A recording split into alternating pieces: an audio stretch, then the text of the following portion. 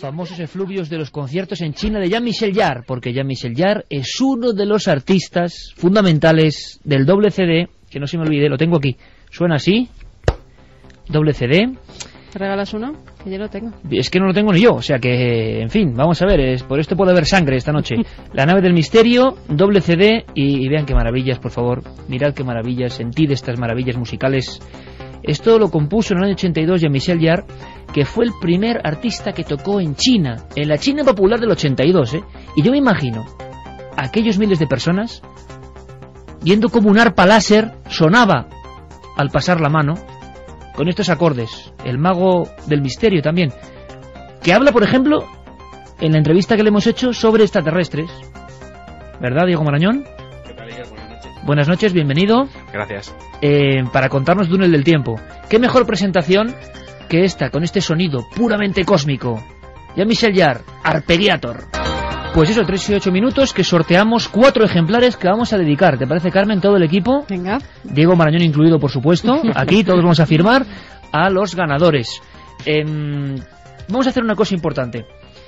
La historia que viene a continuación puede ser nombrada como otra conspiración, pero como decía, trae incluso la leyenda urbana. Esto es mitad conspiración, mitad leyenda urbana, de que el gran Fernando Jiménez del Oso fue poco menos que expulsado de Televisión Española después de emitir un polémico documental llamado Alternativa 3. Santi, ¿a que tú pensabas hasta hace minutos prácticamente que con la emisión de este documental acabó la historia de Fernando en Televisión Española?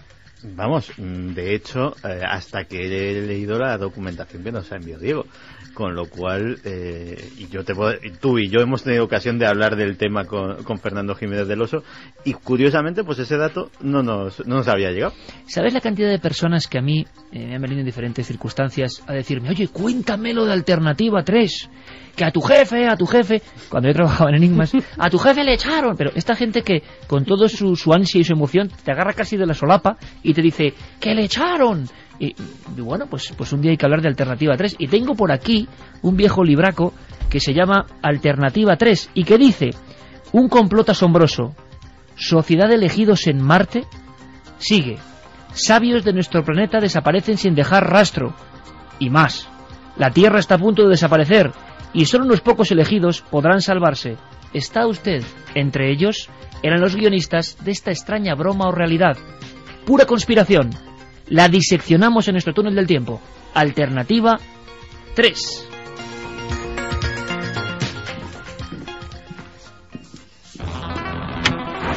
Alternativa 3 era un episodio más, un capítulo de una serie de mucho prestigio en Inglaterra que se llamaba Informe Científico. Medianoche. Que ya las pantallas de televisión están reflejando un punto luminoso. Las psicofonías son grabaciones paranormales en cinta magnetofónica. Los archivos aproximadamente 3.000 casos de encuentros con los humanoides. Esta noche, mágica, La Cruz del Diablo, de Gustavo Adolfo Bécquer. Que el metal se está fundiendo. Quien dice que pronto se convertirá en algo así como plástico. Concretamente esta cuchara que tengo en la mano es nueva totalmente. El túnel del tiempo. A las 3:11 comienza el viaje. Un viaje a Marte, a la leyenda, a la broma o al complot televisivo. Diego, ¿cuándo se emite en España el documental Alternativa 3? Bueno, el estreno en España de Alternativa 3 se produce en La Puerta del Misterio, que es uno de los programas clave de Fernando Jiménez del Oso en Televisión Española.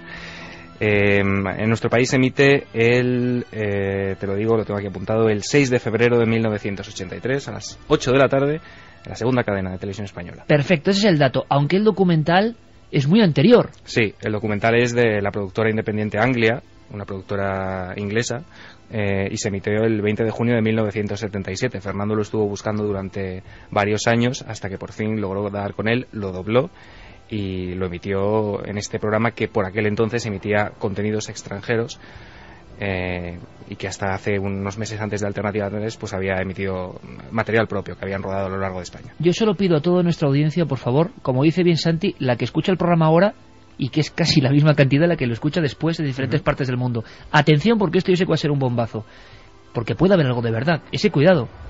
la paranoia o no de Alternativa 3, si ahora la leemos con nuestra lectura de hombres del siglo XXI, en fin, vamos a ver que hay cosas que se han cumplido o que se están cumpliendo, y eso es curioso. Me pasa una cosa muy significativa a mí con Fernando Jiménez del Oso, creo que a Carmen también le ocurre y a Santi también. Oyes a Fernando, ves a Fernando, le escuchas en la radio y parece que sigue estando ahí, ¿no? Contándonos cosas, ¿no? Como cuando lo hacía en la redacción, exactamente igual, y eso es un poco la burbuja de las personas que, hombre, pues han sido importantísimas. Fernando tuvo como un momento de gloria por el eco de Alternativa 3, pero también de polémica, hay que decirlo, como ha ocurrido con otros maestros como Benítez aquí con el Caballo de Troya, lo hemos contado. Momentos delicados y a la vez de un enorme impacto. Decías, Diego, que cada cierto tiempo llegaban cartas preguntando por Alternativa 3. Era como el San Benito, el sello que le perseguía también. Sí, exacto. Por aquel entonces vosotros trabajabais en Enigmas, pero yo lo leía. Y yo me acuerdo que cada 5 o 6 meses, invariablemente, sí, se plantaba una carta al director donde le preguntaban: Fernando, ¿qué hay de cierto en esto que se cuenta sobre este documental con el que te echaron de Televisión Española? Y Fernando siempre decía: lo he explicado cientos de veces, pero voy a hacerlo una vez más. Y bueno, pues ahora vamos a explicarlo nosotros, Diego, y vamos a contarle a muchísima gente qué había en esa historia del documental emitido en España. Pone los pelos de punta, a nivel mítico. Fernando Jiménez del Oso, La Puerta del Misterio, nos habla instantes antes de que en las pantallas de nuestro país se vea esa extraordinaria historia de Alternativa 3. Por fin podemos ofrecerles a ustedes el anunciado programa Alternativa 3. Yo en lo personal llevaba años con la intención de conseguir ese programa y que ustedes pudieran verlo. El programa se emitió por el canal independiente de la televisión inglesa el 20 de junio de 1977. Y al día siguiente todos los periódicos se hicieron cargo, recogieron la noticia de ese programa, de lo que ahí se decía, y escribieron editoriales de todo tipo.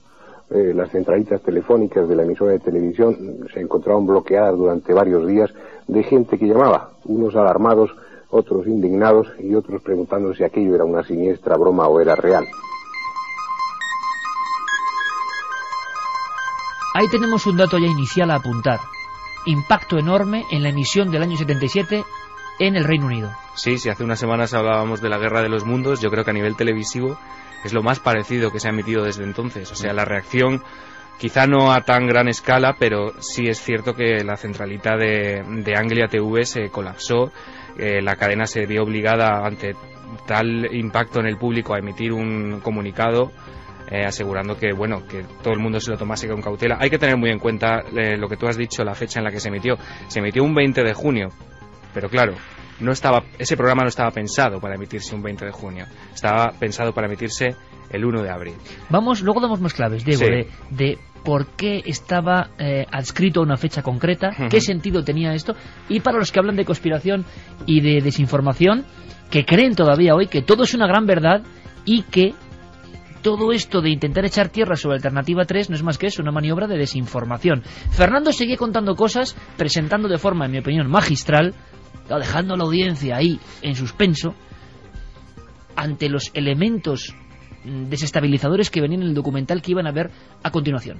¿Qué es lo que contiene Alternativa 3 para armar todo ese revuelo y para haber provocado como consecuencia que no sea permitida su emisión en Estados Unidos y que tampoco sea permitida su emisión en la Unión Soviética?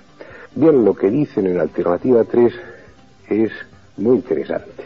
Entre otras cosas, dicen que los científicos están convencidos de que nuestro planeta ha entrado en una serie de cambios atmosféricos que van a conducir a una sequía total y a la desaparición de la humanidad en definitiva.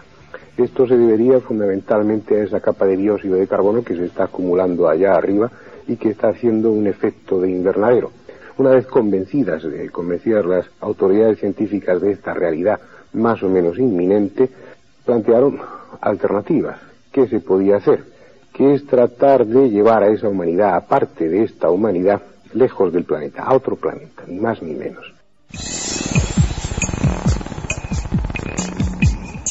Los argumentos que está poniendo sobre la mesa Fernando Jiménez del Oso para la audiencia millonaria en aquel momento de la segunda cadena de este programa, claro, imagino que muchos amigos que ahora nos escucharon también a Fernando presentar de esta forma el documental. Prohibido en la Unión Soviética y en Estados Unidos, Diego. Claro, dos países claves en esta historia, porque él decía, bueno, lo veremos más tarde, que estos dos países, más allá de lo que podría parecer debido a sus relaciones tensas y que venían y que coleaban de la Guerra Fría, estaban inmersos en un proyecto ultra secreto, lo que podríamos llamar la conspiración definitiva, la madre de todas las conspiraciones. Y bueno, evidentemente por ese motivo estos dos países habían prohibido la emisión de este documental, lo que en él se divulgaba, pero en cambio este documental se emitió simultáneamente no solo en Inglaterra sino en otros países, sobre todo los países nórdicos. Fue curioso, en Islandia, en Noruega, en todo este tipo de países se emitió ese mismo día Alternativa 3. Más cosas que va a contar Fernando Jiménez del Oso en este túnel del tiempo, ¿no? Aquí está Fernando. La magia de las grabaciones, como el cine, como la televisión, como el sonido, es que todo el mundo está presente, sigue contándonos historias, ¿no? Y sigue influyendo sobre la audiencia, yo creo, de la misma forma.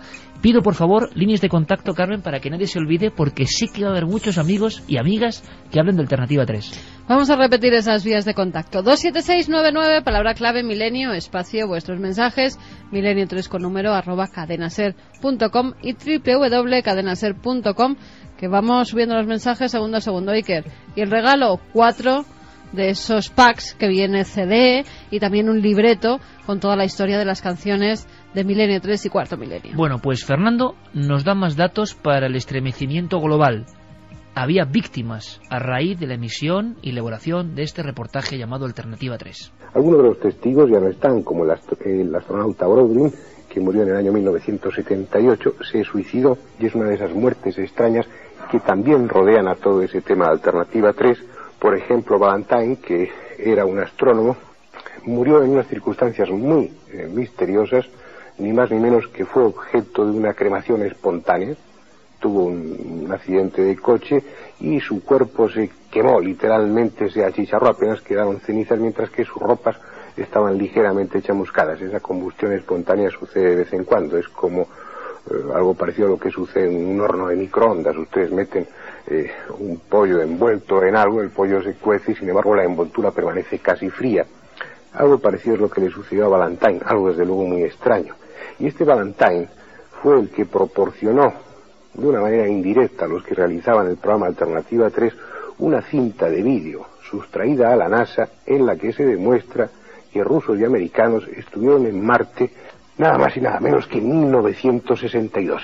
Exactamente el 22 de mayo de 1962, comprobando que la atmósfera de Marte es respirable.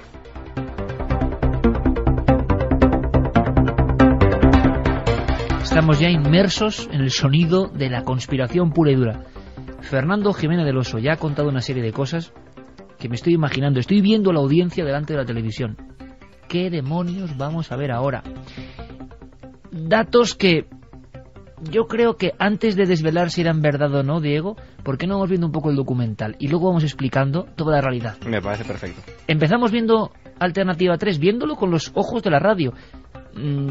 Casi vamos a hacer clic y a poner la televisión con primitivo mando a distancia, o incluso había que levantarse y hacer clac, ¿no? Con la manija. Y empezaba así, ese documental que llegaba a España de esta forma y con esta presentación tan extraordinaria, empezaba así. Informe científico. Alternativa 3. Mi hermano había obtenido una beca para hacer algún tipo de trabajo allí. Es lo último que supimos. El no saber nada, eso es lo peor. Desaparecido desde el 9 de noviembre de 1975. No había nada extraño en su comportamiento. Simplemente desapareció. Desaparecida desde el 30 de diciembre de 1976. Estas personas a las que acabamos de oír han perdido a alguien que les era cercano.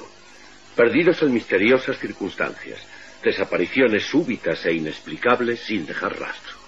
Si se están ustedes preguntando qué tiene que ver este tipo de historias, por importantes y trágicas que puedan ser, con informe científico, tendremos que retroceder en el tiempo unos 18 meses, cuando empezamos a trabajar en otra película que examinaba la fuga de cerebros de Inglaterra. Vamos a ver, una presentación impecable, unos locutores magníficos y una sensación de que un programa de enorme prestigio de repente ha cambiado sus directrices y nos está contando algo extraño, distinto. Tú antes me comentabas una comparativa ideal para entenderlo, Diego. Sí, Alternativa 3 fue un documental que se emitió dentro de otro formato que se emitía en Inglaterra, que se llamaba Informe Científico. Era un programa en el que se abordaban asuntos presentados por divulgadores, por investigadores muy serios, sumamente respetados, intachables, y aquí se abordaban pues esto, asuntos científicos, y es como si, te decía, es como si hoy mismo Eduard Punset en redes abre su programa y te cuenta esta misma historia. Íbamos unos hombres hablando de que han desaparecido sus amigos o familiares. Exacto, ellos dicen que iban a hacer originalmente un reportaje sobre la fuga de cerebros en Inglaterra, cómo los científicos que están ahí formándose se ven obligados a irse a otro país a trabajar por las condiciones laborales o económicas, pero se encuentran con algo que no esperaban los responsables del programa. Y se encuentran con una historia increíble que tiene que ver con una cinta de vídeo. Esa cinta de vídeo la presentaban así. Pero ¿y la cinta de vídeo que Valentine tenía tanto interés en que llegase a salvo a manos de su amigo el señor Henry? Aparentemente nada, ninguna imagen. Solo el incesante ruido del espacio, el nada diferente a incontables otras cintas de los archivos de la radioastronomía. Nos aseguraron que aquí no había solución alguna a la misteriosa muerte violenta de Sir William Valentine. En ese caso, ¿cuál podía ser la información vital que Valentine había descifrado de esos ruidos aparentemente casuales? Es algo que tuvimos que esperar un tiempo para averiguar. La pregunta es obvia. ¿Qué era esa cinta de vídeo? ¿Quién era el tal Valentine? Pues Valentine era como un testamento en vídeo, de alguna forma. Un documento secreto que salía a la luz. Un testamento involuntario, realmente. Valentine era uno de esos supuestos científicos, uno de los protagonistas de esa fuga de cerebros, y que había concertado una cita con uno de los periodistas de Informe Científico. Con anterioridad a esa cita, le había mandado una cinta a este periodista, una cinta que el periodista intentó visualizar, pero que al parecer estaba codificada o tenía algún defecto o se necesitaba un descodificador para ver realmente su contenido, con lo cual el día que se había citado con este Valentine para que le proporcionase esa manera de ver el contenido de la cinta, Valentine sufre un accidente de coche y es pues lo que ha contado Fernando en la introducción, cuando en ese accidente Valentine poco menos que se cocina como un pollo. Una especie de cremación espontánea o fuego espontáneo tipo La Roya dentro de su vehículo, y así muere. Y Fernando, hay que decirlo, cuando presenta el acontecimiento lo comenta como algo, yo no sé si ha ocurrido de verdad, lo da como dato fidedigno, pero desde luego estremece. Ese científico, un poco en plan garganta profunda, intenta, antes de su muerte, dar una pista sobre esas investigaciones que la Unión Soviética de entonces y Estados Unidos están llevando a cabo. Pero es que en el documental, según vamos avanzando en ese documental estremecedor por algún aspecto que ahora vais a comprobar, nos llegan elementos que son ahora mismo perfectamente asimilables por el hombre del 2010 y la mujer del 2010. Esto es el año 77 y hablaban de los peligros que se cernían sobre nuestro mundo, y uno tenía forma de cambio climático. La gran sequía mundial de aquel verano no había tenido igual en la historia conocida. Los pastizales europeos de ordinario tan verdes se vieron convertidos en áridos campos de tierra. En Francia, los incendios forestales incontrolados devastaron enormes zonas de bosque. No se veía el fin de la sequía. Enormes reservas de agua se desecaron y se tuvieron que llevar suministros a las zonas secas, algunas de las cuales apenas tenían agua para 20 días. Los científicos empezaron a sospechar que el equilibrio ecológico de la Tierra se enfrentaba a un peligro mayor de lo que hasta entonces se había creído. Alternativa 3, Santi, empezaba a dar datos concretos que luego se han cumplido. Muchos conspiranoicos y muchos de tus amigos afirman que esto es realidad. Es decir, que hay una realidad que luego se convirtió un poco en broma, pero que en su entraña tenía elementos absolutamente rotundos que ahora están pasando. Sequía, cambio climático.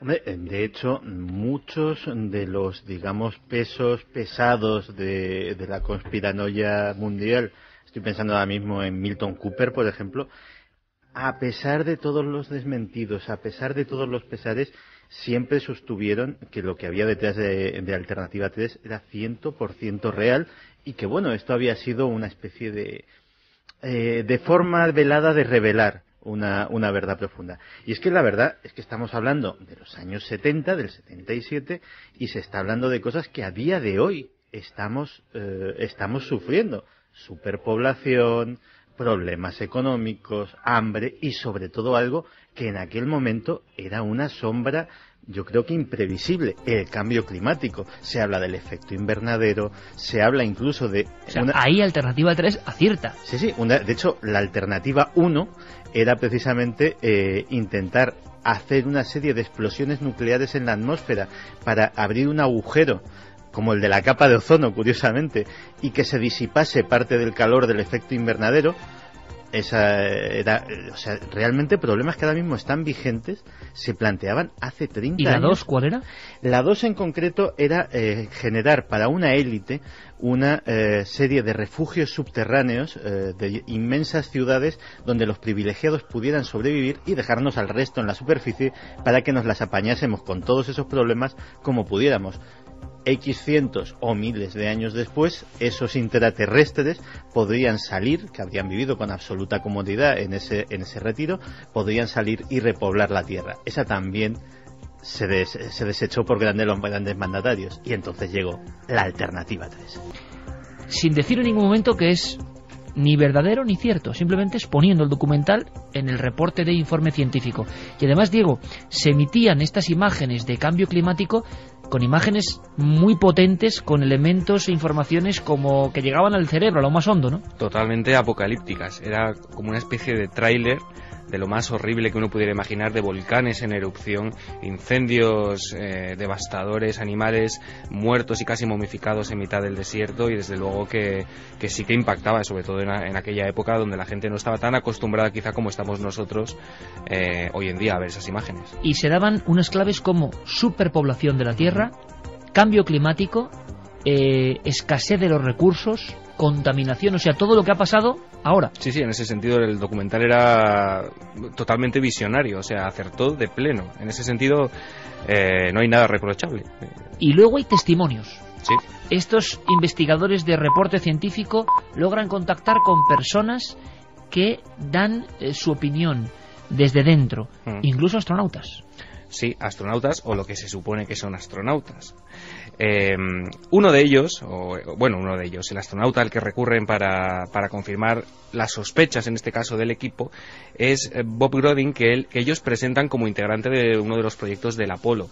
Y además en el documental lo mezclan con imágenes reales de otros proyectos, mezclan realidad con las imágenes de este Bob Grodin, como haciéndole pasar por lo que realmente, como veremos después, no es. Pero bueno, es interesante cuando ellos le comentan a este Grodin sus sospechas, lo que Grodin dice y cómo reacciona a las sospechas del equipo de informe científico. Tiene que contármelo, Bob. ¿Qué está pasando? ¿Qué fue lo que vio? Alunizamos en un lugar equivocado y estaba repleto. Creíamos ser los únicos dando un paseo lunar. ¿Se está refiriendo a seres terrestres? ¿Cree usted que en Florida necesitan toda esa basura para mandar a dos tipos ahí arriba a que se monten en una bicicleta? Eso no tiene sentido. ¿Sabe por qué nos mandaron allí? Para poder demostrar que somos los primeros en el espacio. No somos nada, créame. Absolutamente nada. ¿Sabe para qué fuimos? Para que ustedes sigan tan felices.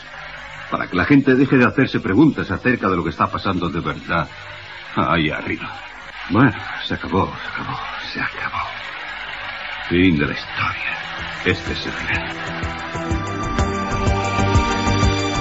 Astronautas que sabían de esos planes conjuntos entre la Unión Soviética y Estados Unidos para colonizar otros mundos y para intentar hacer realidad esa Alternativa 3. Más personas, un tal Gerstein.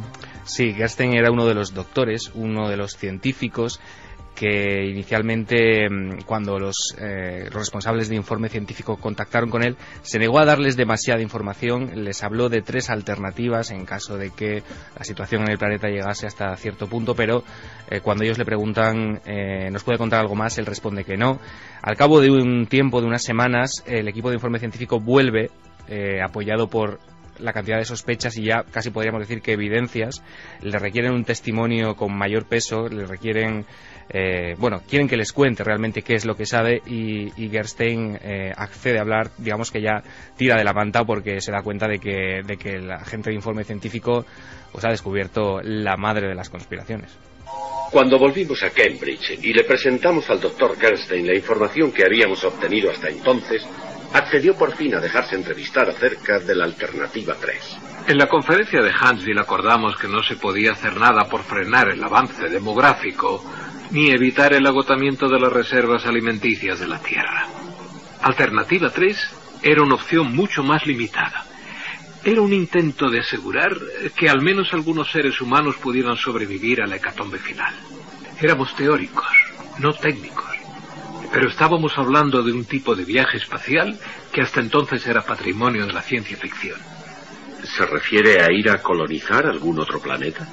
Me refiero a salir huyendo de este mientras estemos a tiempo. Luego el doctor Gerstein siguió hablando del tipo de selección humana que les gustaría saber que se salvaba, un equilibrio de las ciencias y las artes, en realidad un amplio espectro dentro de lo posible de la cultura humana. Dijo que la lista nunca sería exhaustiva, pero que así todo sería mejor que nada. Estas son las fichas que vieron antes. Recopilan a gentes desaparecidas sin dejar rastro ni explicación durante el último año y medio.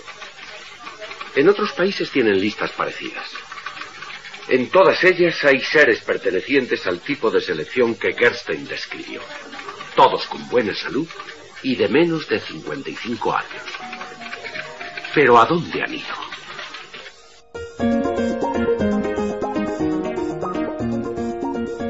Es que era aterrador, realmente parecía que, bueno, se estaba produciendo esa especie de selección. Y hay un momento clave en todo este documental, el momento estelar, en el cual se presentan imágenes apócrifas de una especie de aterrizaje en el planeta Marte.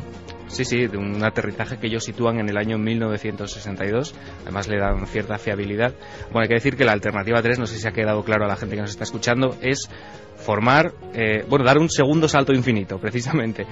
Si el primer salto infinito se dio en la prehistoria, este sería dar ya el definitivo, abandonar el planeta, intentar colonizar Marte y teniendo la Luna como una especie de trampolín, para tener ahí una base, digamos, intermedia. Lo que intenta Alternativa 3 es presentar esa posibilidad, y sí, se presenta una filmación de un supuesto aterrizaje sobre Marte, donde además hay un momento que yo creo que es clave y que se le quedó a mucha gente en la retina. Yo creo que seguramente si la gente que nos está escuchando vio el documental en su día, cuando lo digamos se van a acordar. Es precisamente cuando aterriza el módulo, el narrador va explicando todo lo que ocurre, y en mitad de la explicación del narrador hay algo vivo, hay una especie de bicho que sin verse, una especie de topo que va levantando la tierra, o de gusano, o de lombriz enorme. Exacto, que va levantando la tierra y que en ningún momento se ve, pero yo creo que precisamente por eso es aún más aterrador e impacta tanto. O sea, está muy bien hecho. Sí, realmente sí. Por lo tanto, este es el reportaje que echó al gran Fernando Jiménez del Oso de Televisión Española. Hombre, tiene enjundia la historia. ¿Qué hay detrás de todo esto? Vamos a contarlo ahora, pero este es el momento. Alternativa 3, emisión en España, enorme polémica y imágenes del año 62 de la llegada de los hombres, ni más ni menos, al planeta rojo. Creemos que esta es una auténtica grabación del primer descenso secreto sobre el planeta Marte de una nave sonda terrestre no pilotada. También creemos que la fecha que se da, 22 de mayo de 1962, es correcta. Sin duda alguna, el muro de seguridad con el cual se había pretendido ocultar esta información solo se podía mantener mediante la cooperación activa de gobiernos a muy alto nivel. Y de ello se seguiría que las, al parecer, favorables condiciones de vida en Marte, susceptibles de adaptarse al hábitat humano, se mantuvieran en secreto. Que lo que no hay duda es de que el esfuerzo empleado en ocultar al mundo estos descubrimientos hace suponer que alguna operación de suma importancia se ha llevado a cabo encubierta por los mecanismos de seguridad. Cabría suponer que esa operación es la que el doctor Gerstein llama Alternativa 3, en cuyo caso es posible que se haya establecido en Marte alguna colonia humana, o que todavía se estén haciendo los preparativos para su transporte desde la Luna hasta Marte. ¿Quién sabe? Pero hacemos hoy este programa incitando a aquellos que sí saben a que nos digan la verdad. Hay una cosa que es bien curiosa y que yo creo que no se acaba de explicar del todo, se emite en España, hay un impacto brutal, tremendo, y empiezan las críticas, porque se descubre algo que es esencial en todo esto, y es que era una enorme broma, o por lo menos así se presentó en el Reino Unido.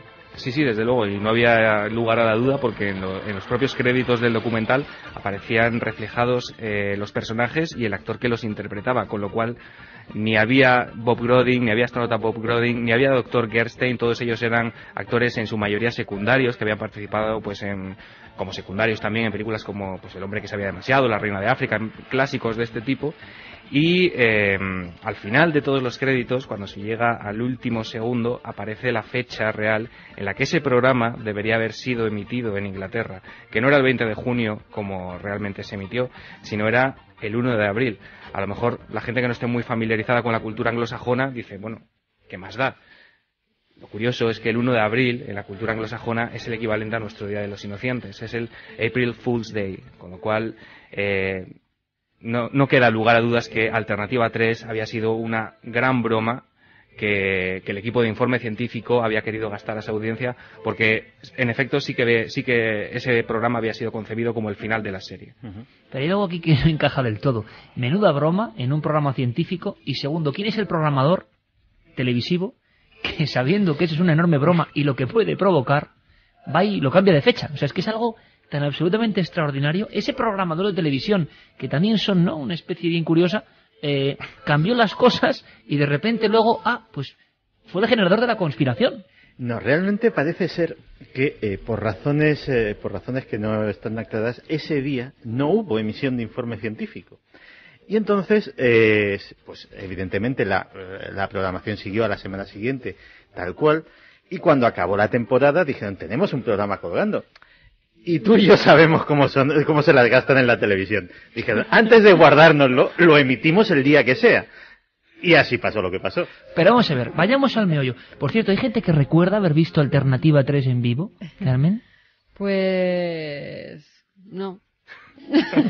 ¿Nadie se acuerda de Alternativa 3 de verlo en directo? No.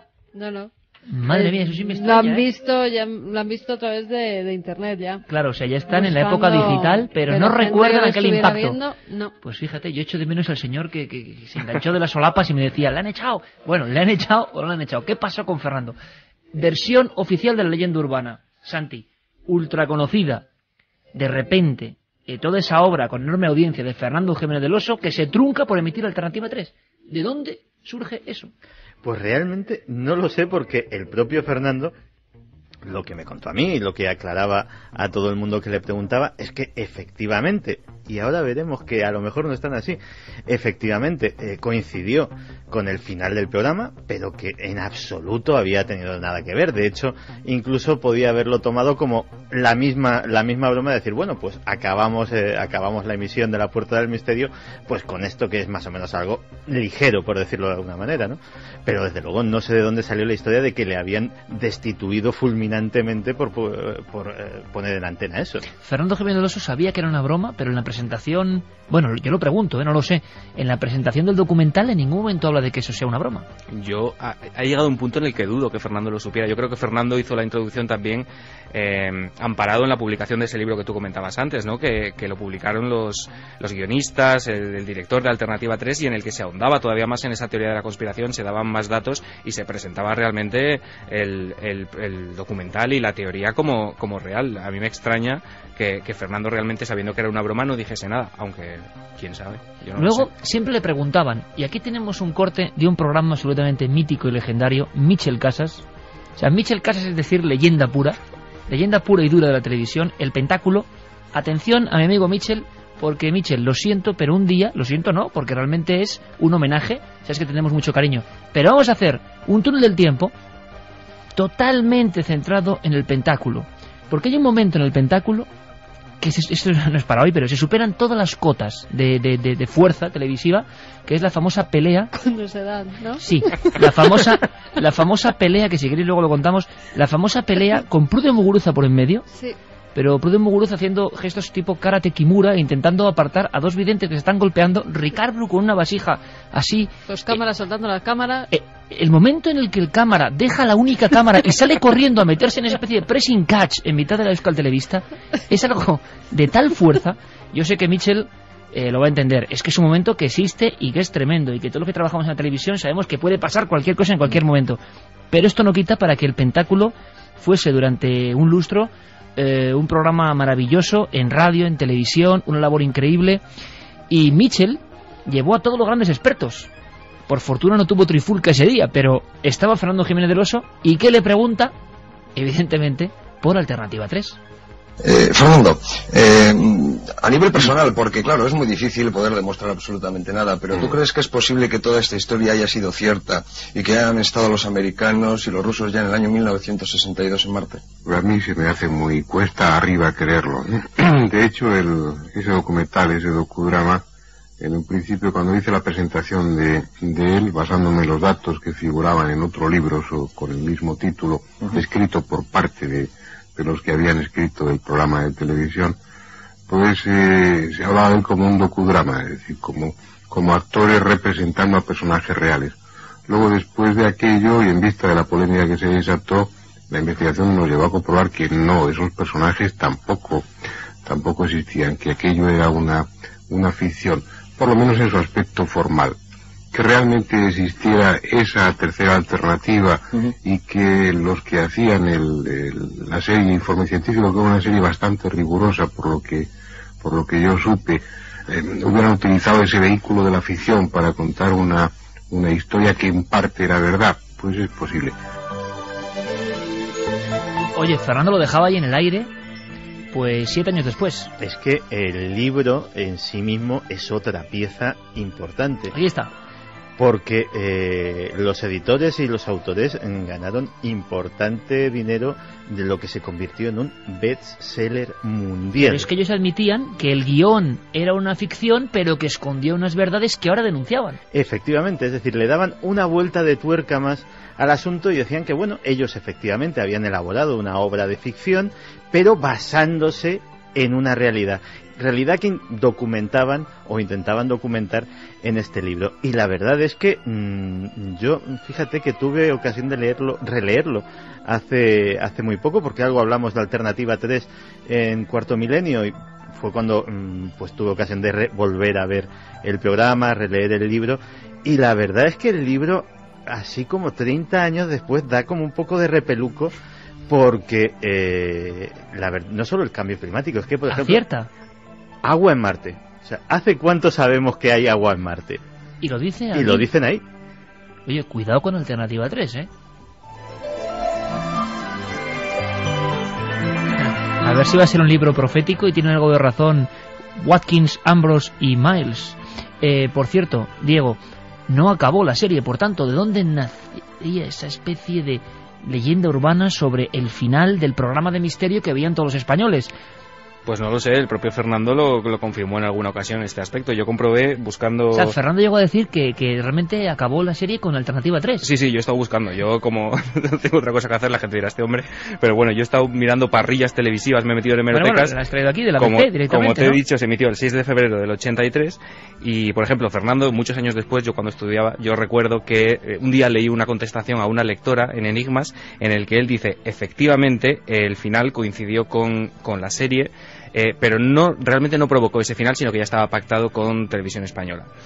¿Qué ocurre? Que yo después dije, bueno, voy a comprobarlo por comprobar, tampoco vamos a hacer nada. Efectivamente, la semana siguiente después de la emisión no hubo Alternativa 3, la siguiente tampoco, pero unos meses después aparece una noticia que es Fernando Jiménez del Oso vuelve a abrir su Puerta del Misterio. Y en efecto he podido comprobar que la Puerta del Misterio de ningún modo acabó con Alternativa 3. Pues cuidado que, Diego, acabas de descubrir una leyenda urbana que muchísima gente cree. Es más, a mí si me lo preguntas, pues bueno, igual hubiese respondido, pues sí, yo creo recordar hace 26 años que acabó con Alternativa 3. Como mucho se podría decir que acabó una temporada de la Puerta del Misterio, pero no el programa. El público dejó de ver justo después de Alternativa 3 una serie de programas, ya no había emisión y entonces se generó el germen de esa leyenda urbana, ¿no? Sí, pero vamos, lo que le contestaba Fernando a esa lectora, a mí me lo dijo de viva voz. Supongo que pasados los años a lo mejor le bailaron un poco las fechas, pero te puedo asegurar que eso lo he oído yo con estos oíditos. Pues es un misterio más de esta historia increíble, Alternativa 3.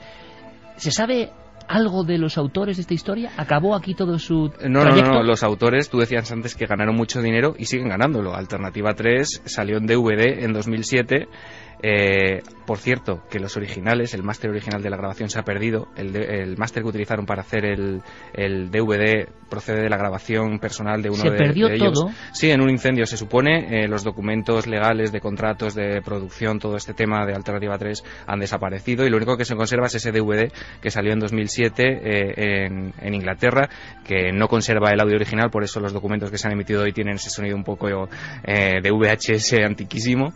Y como te digo, pues sí, David Ambrose y toda esta productora siguen ganando dinero con Alternativa 3. Y Anglia Televisión, hoy con otros nombres, pero que no quieren saber nada de Alternativa 3. No quieren saber nada. Cuando alguien les pregunta por Alternativa 3 es como si para ellos no hubiese existido nunca. Comentar al diablo.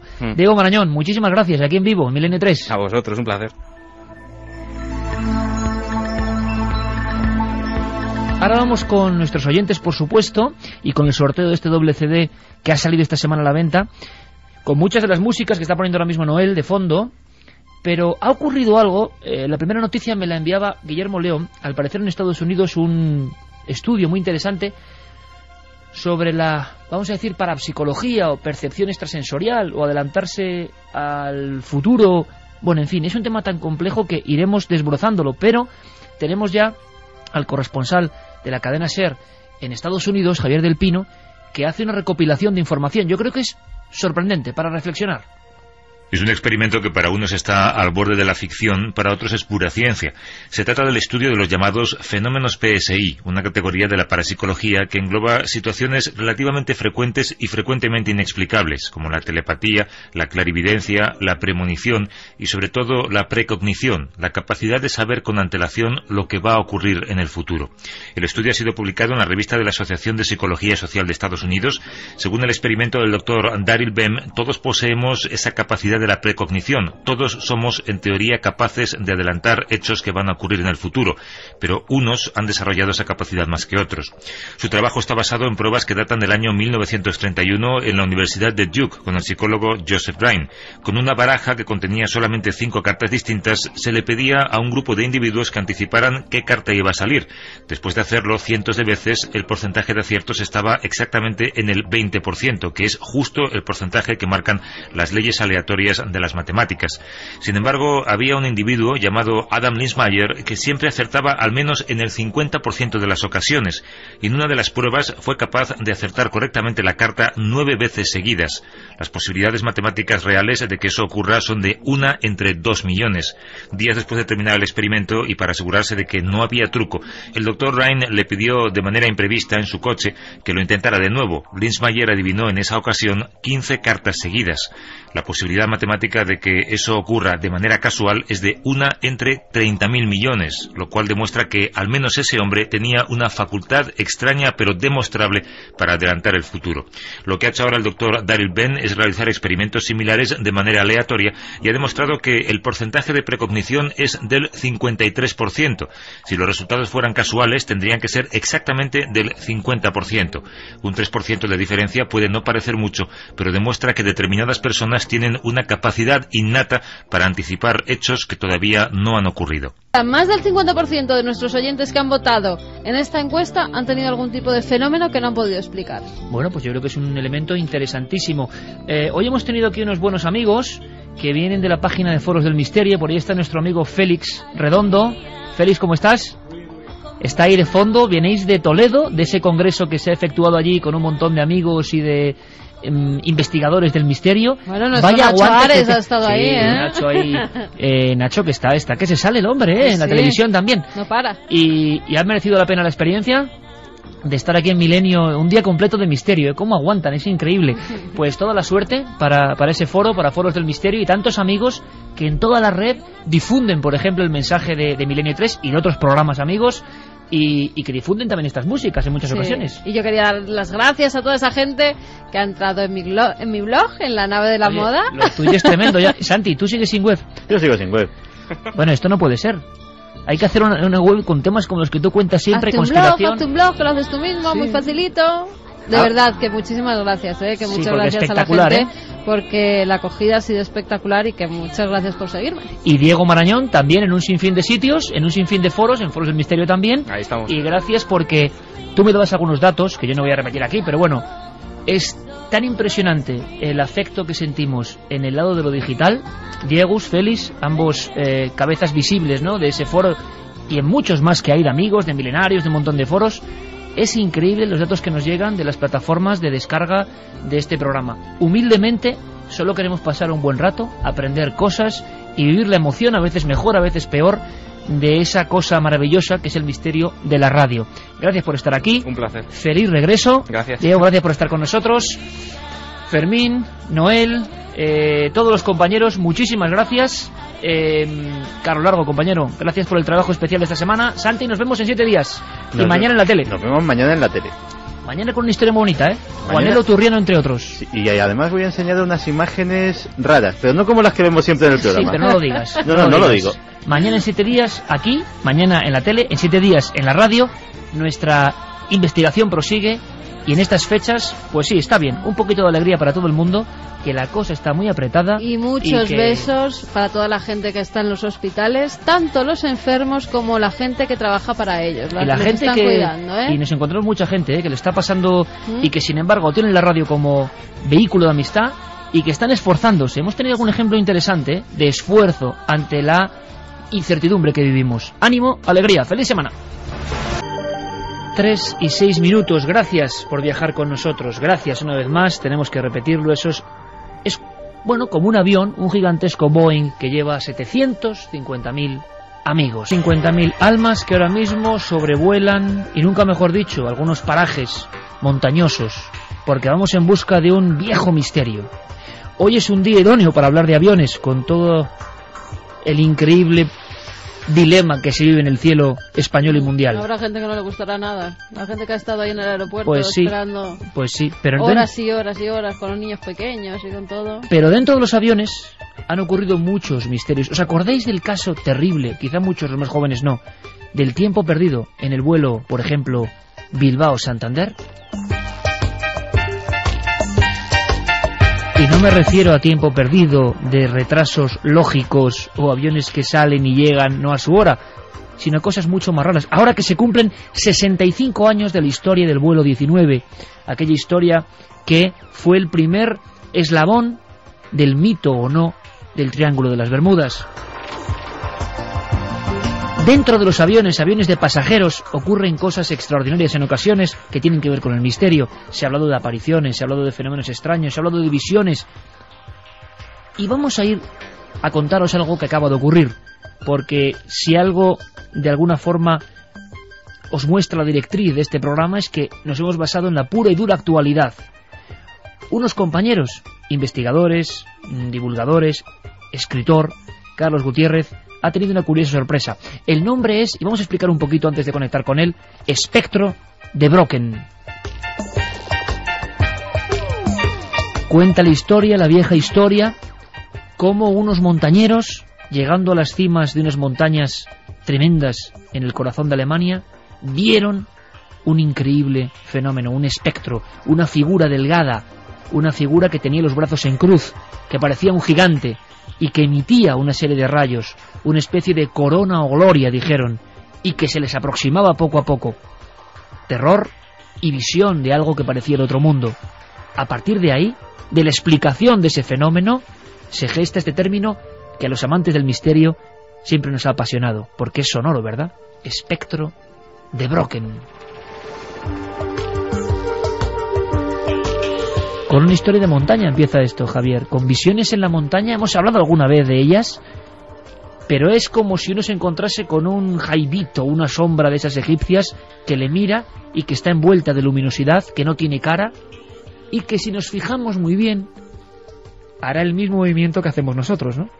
Efectivamente, porque se trata de un fenómeno que tiene explicación, se trata de una manera de refractar la luz cuando estás por encima de las nubes, muy peculiar, que crea una especie de halo tornasolado en torno a una sombra, y que es realmente espectacular. Se ha fotografiado en unas cuantas ocasiones, no es fácil de ver, pero cuando aparece es muy llamativo, y el nombre le viene del Pico Brocken, en el corazón de Alemania, como tú muy bien decías, que ya decía la tradición desde muchos siglos atrás que era refugio de espíritus y brujas, precisamente por ese tipo de fenómenos luminosos que, en fin, que se veían con cierta frecuencia allí. Y el espectro de Brocken, esta formación de un cuerpo humano más estilizado o deformado en ocasiones, con lo cual la visión tenía que ser tremenda, envuelto de colores del arco iris.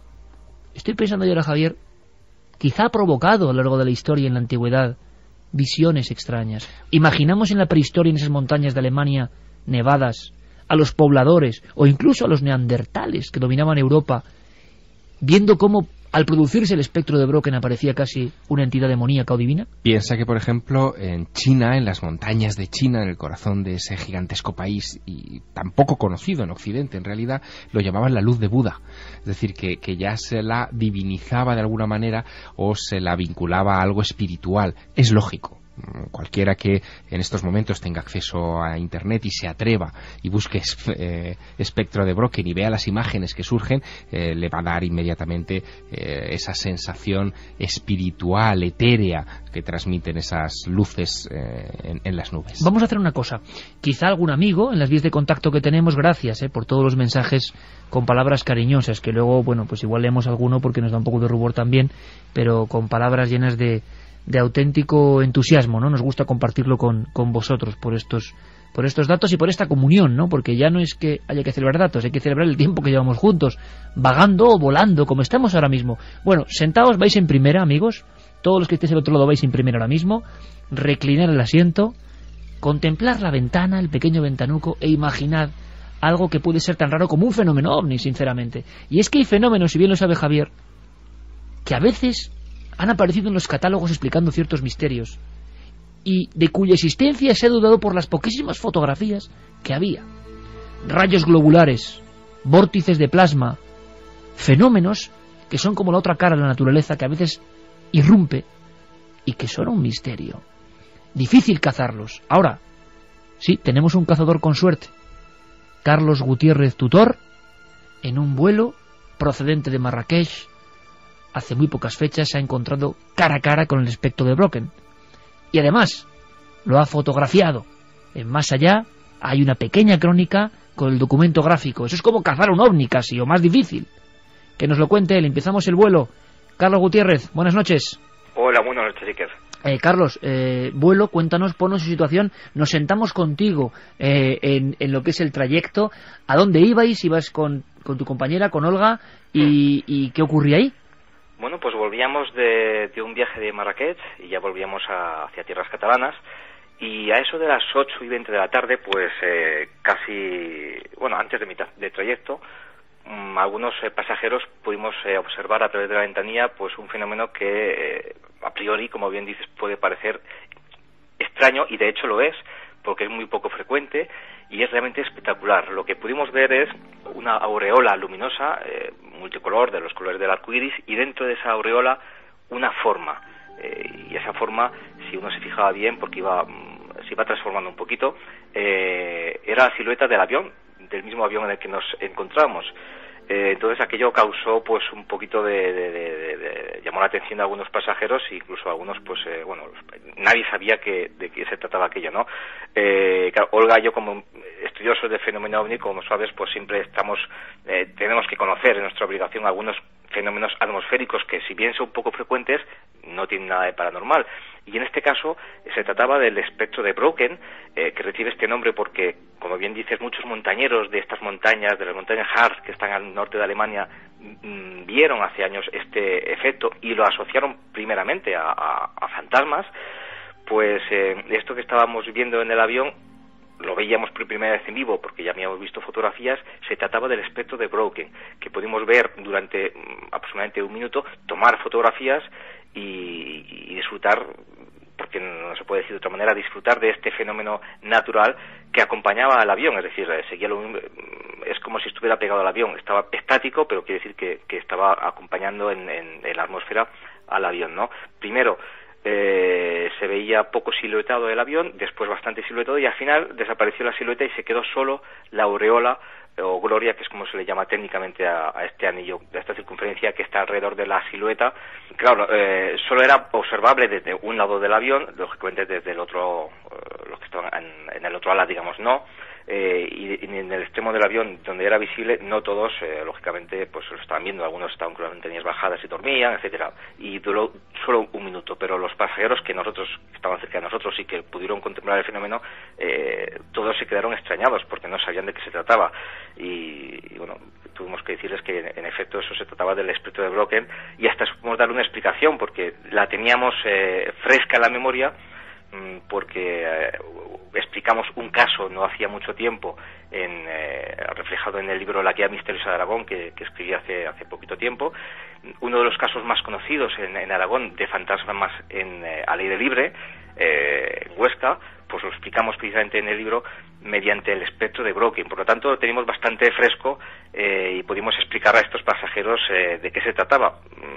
Todos al final, lógicamente, pues se quedaron satisfechos con la explicación. O sea que tuvisteis que dar una improvisada conferencia para intentar, ¿no?, dar una solución a ese enigma que había acompañado al avión, y que estoy seguro que, claro, hasta para los pilotos o personas bastante avezadas en el ámbito de la aviación, será una cosa muy extraña, porque hablamos aquí de este mundo tipo rayos en bola, rayos de plasma, cosas que pertenecen a la naturaleza, pero que siguen siendo extrañísimas, y alguien dice incluso que más difíciles de captar que un genuino ovni, ¿no? Por lo tanto, tener en fotos, como tenéis vosotros, el espectro de Brocken, no deja de ser una buena caza. Pero decías, Carlos, que incluso al aire libre, en Aragón, había casos de fantasmogénesis en los cuales el testigo creía estar delante de una entidad de otro mundo, y era que su propia sombra reflejada con el espectro de Brocken.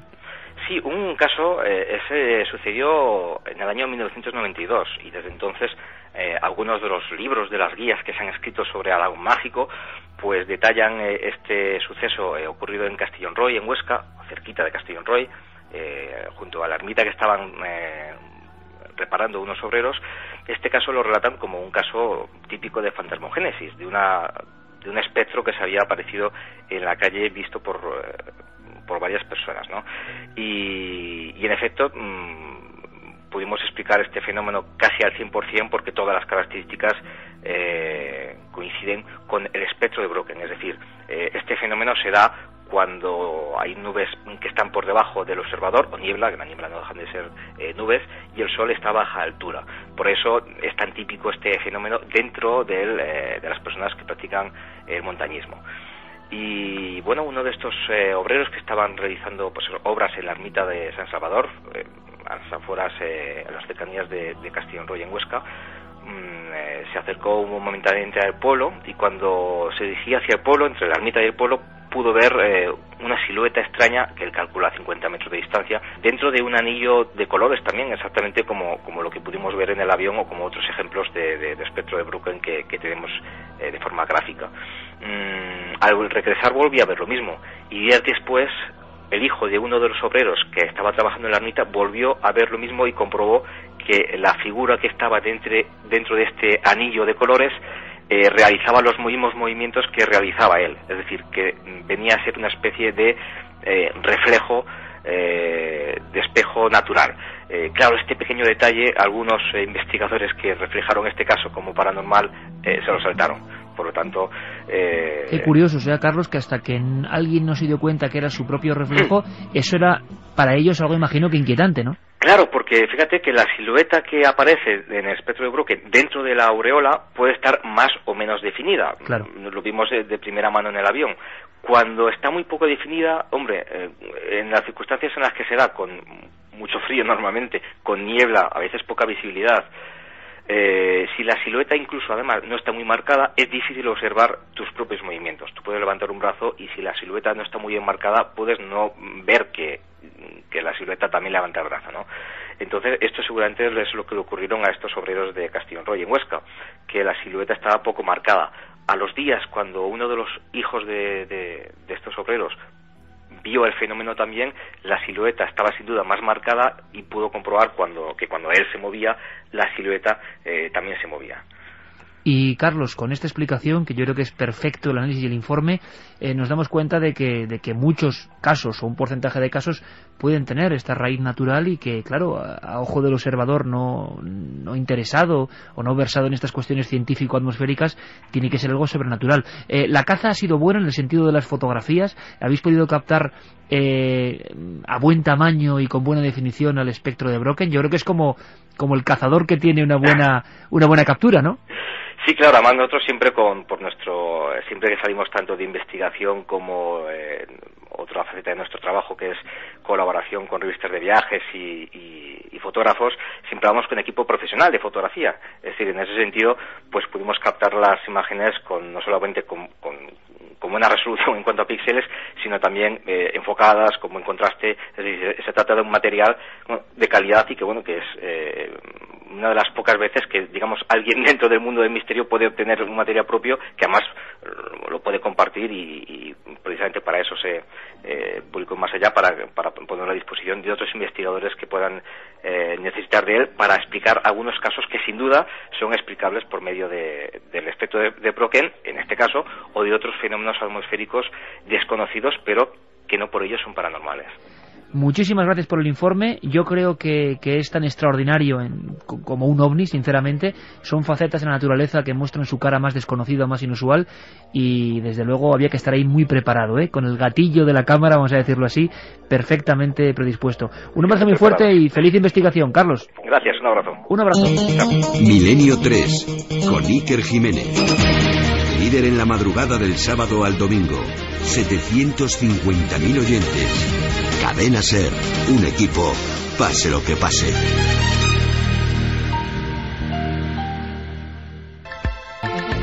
Tres y 22 minutos, continúa nuestro vuelo hacia siempre las tierras del misterio. Esta música, además, Equinox, tan cósmica, que aparece en ese CD de la música de lo enigmático, lo cósmico de Cuarto Milenio, y una pequeña apreciación, porque dentro del espectro de Brocken, que hoy damos a conocer a muchos amigos seguro, también hay subespecies, y cuando no es silueta humana lo que se ve, al parecer se llama de otra forma. Sí, ya lo ha comentado además el invitado que teníamos, que se llama Gloria. Es cuando se proyecta sobre, por ejemplo, la sombra del avión. Él lo decía, que se veía perfectamente el avión con esa aureola y que poco a poco se va deshaciendo la figura del avión y permanece solo queda la aureola como una especie de arco iris. Y ha habido muchos casos, incluso hay quien relaciona la aureola, ¿no?, de algunos personajes santos con este tipo de fenómenos. Nosotros queríamos dar un dato interesante que tiene que ver no con estas apariciones fuera del avión, sino incluso con algunos de los casos españoles, y en pequeño homenaje a ese vuelo perdido hace 65 años. Nos preguntaban muchos amigos si había casos similares en España. Hombre, hay desapariciones extrañísimas de personas que tenían que ver con los ovnis, como el caso Boado, por ejemplo, en el mar de Alborán. Pero hay un caso que sigue siendo un poco tabú. Yo tengo ganas de entrevistar a este piloto y no lo he conseguido por diferentes circunstancias. Javier sí lo hizo. Carlos García Rodrigo. Y una de las historias... Bermúdez, perdón. Sí, porque hay otro piloto. Exacto, que también Carlos se llama García Rodríguez. Bermúdez. Sí, sí. Y uno de esos casos que viene al pelo en una noche de caos, a nivel aéreo en toda España y en todo el mundo, porque afecta, claro, que un país esté ya así, ya afecta. Un caso que dio la impresión de que había sucesos absolutamente inexplicables que no o sí tienen que ver con ovnis, y donde había un tiempo perdido por parte de toda la tripulación. Yo creo que es uno de los expedientes X españoles que no se han investigado correctamente y que ahora uno, cuando relee la información, dice: caramba, ¿qué pudo pasar aquí en este vuelo Bilbao-Santander? Pues es uno de los grandes casos y de los grandes misterios. Yo recuerdo haberme entrevistado con Carlos García Bermúdez, este piloto de Aviaco, este comandante de Aviaco, esperando en el control de firmas del aeropuerto de Barajas, haciendo guardia en 1990, en la primavera del 90. Para aquel dossier que hiciste para Año Cero en aquel momento. Exacto, para el número 1 de la revista Año Cero, nada menos. Bueno, yo me plantaba allí con horario de oficina prácticamente, y piloto que salía, instalabas ahí la mesa prácticamente. Exacto, piloto que le hacía la pregunta pertinente de: ¿ha visto usted alguna vez un ovni? Pero con Carlos García Bermúdez no me hizo falta hacerle esa pregunta porque lo reconocí inmediatamente. Tiene un aspecto de gran titán, vamos, del aire. Es un personaje que incluso ha volado en aviones acrobáticos, ha participado en rodajes de películas, en fin, es todo un pequeño mito del aire. Y Carlos García Bermúdez, en una tarde muy particular, en la tarde del 31 de enero de 1979, en el vuelo Aviaco 501, un Caravelle, que hacía la ruta entre Valencia y Bilbao, al llegar al aeropuerto de Sondica, en Bilbao, se encuentran con que las condiciones climatológicas no son las más propicias para tomar tierra, algo muy normal en aquel entonces en ese aeropuerto, y le dan la orden de que tiene que extender su vuelo unos minutos más al cercano de Santander. Bueno, en ese trayecto, que habitualmente dura de 12 a 15 minutos más o menos, son pocas millas, son 40 millas, se hace relativamente rápido, el Caravelle del comandante se adentra en una nube muy particular. A él le llama la atención, y a su segundo, Antonio Pérez Fernández, le llama la atención que esa nube es muy brillante. Bueno, la atraviesan, entran dentro, y en cuanto atraviesan esa nube lenticular, de aspecto lenticular brillante, los sistemas de navegación de a bordo empiezan a fallar. El horizonte artificial se vuelve loco, la brújula artificial también, los indicadores también enloquecen, y en concreto hay un aparato que les llama mucho la atención que enloquezca, que es algo que llaman el DME, que es una especie como de cuentamillas, para hacernos una idea, el cuentakilómetros del coche, ¿no? Que en vez de avanzar como sería lo lógico, en un momento determinado se detiene y comienza a caminar hacia atrás. Da la sensación que el avión, por tanto, está siendo como succionado hacia atrás, llega a Bilbao y se va todavía más hacia Pamplona, en vez de ir hacia Santander, que era su destino. A los 7 minutos abandonan la nube, y en cuanto abandonan la nube, todo vuelve a la normalidad. Saben que no se han desviado del rumbo porque llevan una brújula de agua, la brújula clásica, en el panel del aparato del Caravelle, y saben que se han mantenido constantemente rumbo correcto hacia el aeropuerto de Santander. Y han pasado 7 minutos. Pero cuando aterrizan, se dan cuenta de que ese vuelo, que dura habitualmente los 12 o 15 minutos, el cuarto de hora, se ha convertido en 32 minutos, el doble de tiempo, que han consumido combustible dentro de esa nube como si hubieran hecho 32 minutos de vuelo y no 15 minutos de vuelo, y no encuentran una explicación de ninguna clase que les diga qué pasó en ese tiempo perdido, en esos 15 minutos de tiempo perdido. Y hoy por hoy sigue siendo uno de los expedientes más misteriosos de la aviación española. Si vinculado a ovnis, o a nubes electromagnéticas, o a otras cosas, no lo sabemos, pero el misterio está ahí.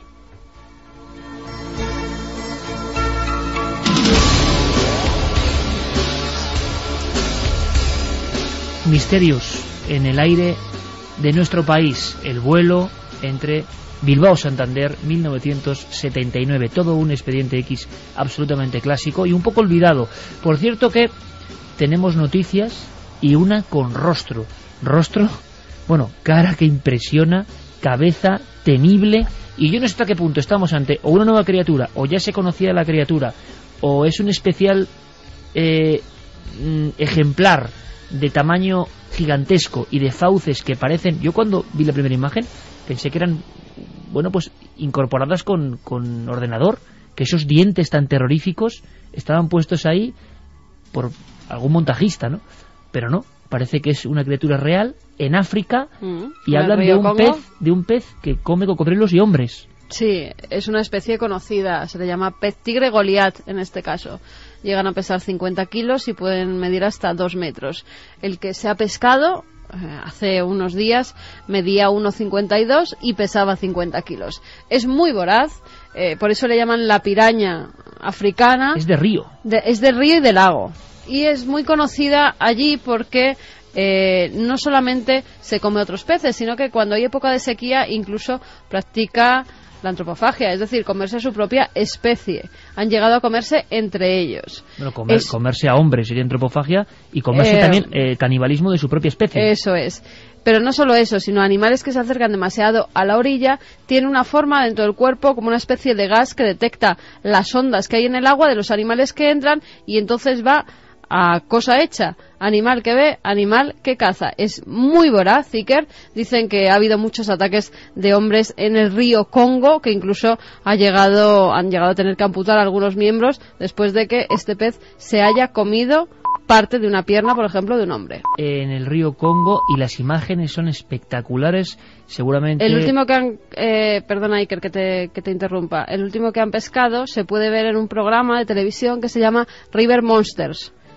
Y vemos incluso cómo le cuesta al pescador alzarlo, cómo lo recoge en una red y luego lo vuelven a introducir en el agua, después de fotografiarlo, de pesarlo, de medirlo. Pero bueno, es que si veis las fauces de este bicho de río... Mira, te voy a pasar el documento, Javier. Sí, pero ¿por qué creéis que Leonardo da Vinci, genio entre los genios, a lo único que temía era al agua y lo que había en el agua? Es que es normal. ¿Tú lo has visto, Santi? Lo he visto. Es que es impresionante, es como un lucio 32 gigante. dientes, dicen, muy afilados. Con dientes que parecen, en fin, no sé, de una piraña gigante. ¿Esto te lo crees? Claro, se hizo la noticia de capturan piraña gigante. La llaman así, pero no pertenece a la familia de las pirañas, ¿eh? Es otro tipo de pez. Desde luego es un ejemplar que las cámaras han captado, y yo pensaba eso, que estábamos ante una manipulación de Internet. Pero ahí está. Un animal capaz de enfrentarse a un cocodrilo en su propio elemento. O sea, el aspecto ya es terrorífico, pero la voracidad y la ferocidad que tiene que tener tiene que ser algo horroroso.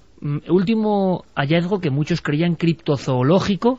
Hablamos con especialistas. Luis Miguel Domínguez nos habla de estos increíbles animales de agua dulce, que sorprende más, ¿no? Porque bueno, en el mar tiene que haber tanto por descubrir todavía, pero en un lugar a veces estrecho, caudaloso, pero que puede que haya una distancia pues no tan grande, impresiona, ¿no?, que estos bichos anden por ahí. Luis Miguel Domínguez. Realmente los peces son grandes desconocidos, y especialmente los peces de aguas dulces, ¿no?, de interior.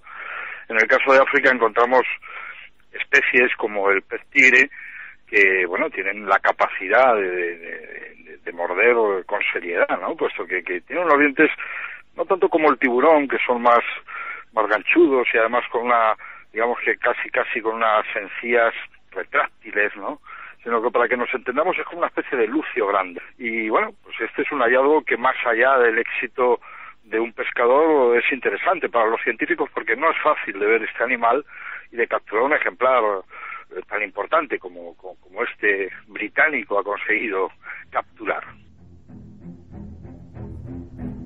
Con esta música estamos casi entrando en el río Congo, y estamos por la cintura. Óscar Soriano, del Museo de Ciencias Naturales, nos da más datos. Está el mito, está el miedo, que nos produce una imagen tremendamente agresiva, que nos recuerda un poco en el aspecto al mítico siluro, que en tu tierra, en Aragón, Javier, los siluros han dado más de un problema, ¿eh? Por eso no me baño tampoco en los ríos de Aragón. Que comían a los niños, ¿no? Que algunos niños que desaparecían, que podían haber sido engullidos por... Ahora comentamos alguna cosa de los siluros, porque a mí me han mostrado imágenes de la revista Caza y Pesca del siluro albino, por ejemplo, en Mequinenza. Mutaciones. Un siluro completamente blanco y amarillento, que eso era un monstruo del abismo, pero en el mar de Aragón, ¿no?, en Mequinenza. Nuestro amigo Óscar Soriano, Museo de Ciencias Naturales, una eminencia en esta materia, que nos saca de dudas y nos aporta datos. Pues nada, es una especie, lo que se ha encontrado, o lo que se ha citado últimamente en las noticias, ya conocida desde hace mucho tiempo, desde 1816, en que un francés Cuvier la describió. La especie se llama Hydrocinus goliath, perro acuático, perro de agua. El Goliath, pues por el tamaño, que tampoco es excesivo, llega a medir, no llega al 1,5 metros, y pertenece a una familia que se llama Nalestidos. Erróneamente se le llama, o se le ha llamado también en las noticias, piraña, porque está emparentado, pero bastante lejos con las pirañas. Y si nos fijamos un poco en las fotos de las pirañas se observa que tienen unos dientes triangulares, mientras que los dientes de esta especie son cónicos. Tiene un aspecto bastante agresivo, de ahí que se le llame perro de agua. Sí pueden en ocasiones atacar, pues eso, a pequeños cocodrilos, porque a muy grandes no puede atacar, e incluso morder a alguna persona.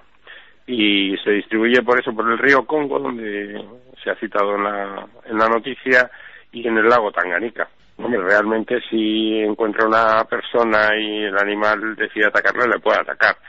Pero vamos, es difícil que un animal de 1,5 metros, que no llega, ya digo, pueda comerse a un humano.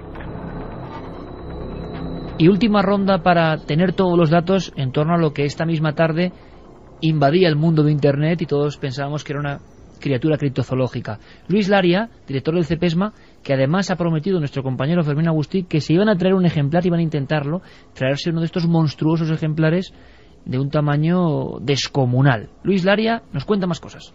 Desde 1867 se tienen citas importantísimas de este ejemplar, sobre todo por algunos naturalistas ingleses, y decir que efectivamente en algunas ocasiones puede llegar a representar un cierto peligro, un serio peligro, sobre todo para lo que son seres humanos, obviamente porque es un gran depredador, con unos dientes que podríamos decir que se parece mucho a la dentición a las de los tiburones, e incluso es enemigo en muchas ocasiones de algunos cocodrilos, como sobre todo algunos ejemplares pequeños. Se parece mucho a un gran ciprínido, pero digamos que están a medio camino de ser un ejemplar que realmente tiene una evolución singular y peculiar, ¿no?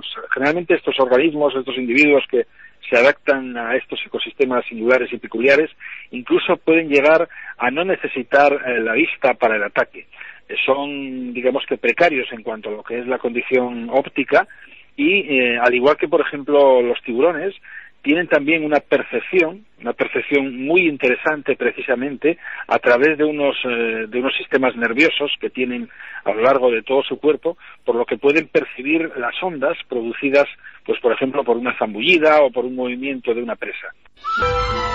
Y con esta música del Reino de los Cielos, nuestro peregrinar se encamina hacia un lugar maravilloso.